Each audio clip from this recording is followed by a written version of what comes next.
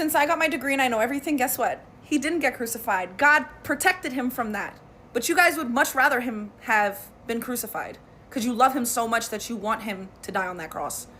There's nothing in history that backs the Quran's claim that Jesus was not crucified. You don't see anything in history that says Judas replaced Jesus on the cross, or right at the last minute, God, took Jesus up and he was in heaven and somebody else got crucified in his place. You don't see that anywhere. We have the writings of his followers. In all four gospels, you see that they all say Jesus claiming and predicting his death, burial, and resurrection. This is just simply something that the Quran says that it cannot back up.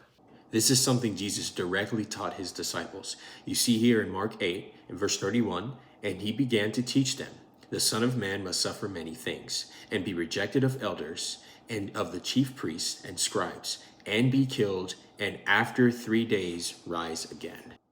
Here we have John, where Jesus says, destroy this temple, and in 3 days I will raise it up. And you see in verse 21, the temple that he was talking about was his body. So he says that he has the power to raise himself up after he's laid down.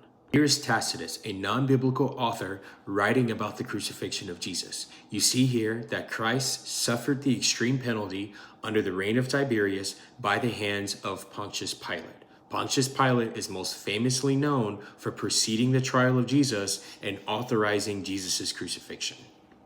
Here's another quote. This is from Lucian, who's talking about the crucifixion. He states that Christians worship a man that was crucified. He goes on to mock Christians and say that they're misguided for following Jesus and that Jesus was introducing a cult. So you clearly see he's an unbeliever establishing that Jesus was crucified.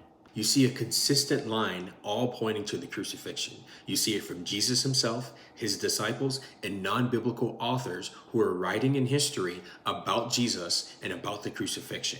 You see that it's unanimous. So if there's a claim that comes otherwise, there's a claim that's stating that Jesus was not crucified, it would have to be in line with what Jesus said, what his disciples taught, and what we see in history. And unfortunately for the Quran, it does not meet this criteria.